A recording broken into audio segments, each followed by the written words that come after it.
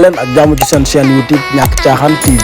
bu dee gan nga ci chaîne bi ñoo ngi lay ñaan nga abonné te bës cloche bi ndax nga mën a am suñuy prochaine vidéo.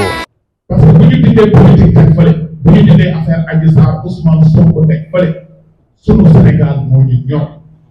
Ousmane Sonko mbiram ak Adji Sarr nëmbe na réew mi gis nañu ay vidéo boo ko tapé si YouTube bi boo ko tapé si Facebook bi Ousmane Sonko moo doon wax yàkkamtiwul dara loolu procès nañu waxtaan rek yàlla tax koo xam ne yaa doon wax si presse bi yaa doon wax sa télé yaa doon wax lu ne li ma bëgg mooy ñu dem justice Adji Sarr it foo ko dégg lu mu wax mu ne mooy li ma bëgg mooy justice ñaari nit yu jot la si diggante 17 millions d'habitants ñaari nit jot ñoom ñaar ñëpp mosuñu dégg kenn bëgg ko dem justice ñoom ñaar ñëpp dañ dégg ñu ne dañ bëgg dem justice yaa xëy te buñ jékkee-jékki ñu ne dañ leen bëgg yóbbu justice lu fi jar coow yéen a bëggoon justice yéen ñaar dem leen justice ñu déglu lan la justice di acte devant tous les Sénégalais mais yow yaa doon wax ni que justice la bëgg dem waaw ñu ne la da ngay dem justice nga def point de presse wala def rassemblement ne leen faaw ñu taal réew mi faaw ñu xeex faaw ñu reyante au nom de quoi Ousmane Sonko si 17 millions d'habitants lu sunu ay maam xeexoon pour jàmm am Sénégal sunu papa xeex pour jàmm am Sénégal benn jeune bu 44 ans wala 45 ans ne dafa bëgg yee fitna te fitna boobu bu jógee yéen journaliste yi mën naa ne du ngeen si échappé man mën naa si bañ a échappé Ousmane Sonko en personne si échappé parce que ay yaayam ay mbokkam ay nijaayam ay tantam ñëpp ñu ngi biir Sénégal ñun ñii suñuy maam suñuy tante ñun ñëpp ñu ngi biir Sénégal donc ku xam jàmm da ngay béy jàmm ndax gis nañu sous-région bi dëkk yëpp tàkk na Mali tàkk na Guinée tàkk na Burkina Faso tàkk na Côte d'Ivoire tàkk na dëkk yooyu yëpp tàkk Sénégal di am jàmm boobu léegi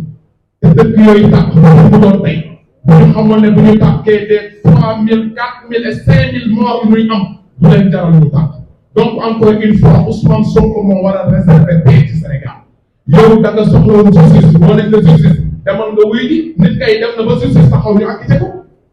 yow yaa soxla woon dem justice ñun ànd ñoom Adji Sarr ànd ñoom Ousmane Sonko lu ñu àndal mooy Sénégal Ousmane Sonko moom nee na lépp yor na li nga xamante ni bu demee dinañ ko sax Adji Sarr it ne moom it yor na ay preuve yi nga xamante ni bu demee justice dina teg loxo Ousmane Sonko yaa xëy te ñoom ñaar ñëpp nañu dem Sénégalais daal di ubbi seen ay gën xool Adji Sarr ba muy andi wala lu Ousmane Sonko di andi loolu jarul xeex jarul loolu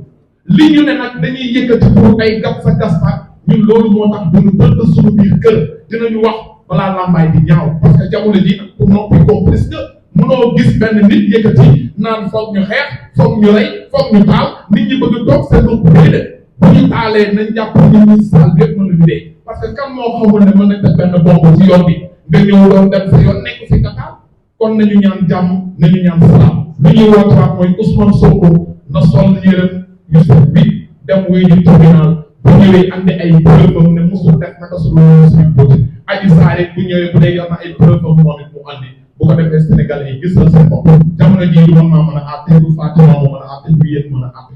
ay nit bu ñu jotee ñan ñoo la ñu àtte mooy fu mboq ne doonee benn réew mi nag àtte nañ fi ku nekk ku doon Ousmane Sonko di ko ëpp doole foofu àtte nañ leen bu toogee yaakaar ne que jeunesse bu doxoon démb bi jeunesse boobu ñu ngi continuer di dox mu ngi nax boppam jeunesse yi yëpp yeewu na jeunesse bi li ñuy lijjanti jamono ji mooy xëy wuti ñu ndékki xëy wuti ñu añ xëy wuti ñu reer mais topp benn politicien ne kaay leen rayante sa yooyu ëllëg ñu dee yow sa jabar bu dee sa doom bu dee sa mbokk bu dee après ngeen continuer seen vie bu neex après jeunes yooyu seen i waajur perte loolu bu yeewul sa problème la ñun yeewu nañu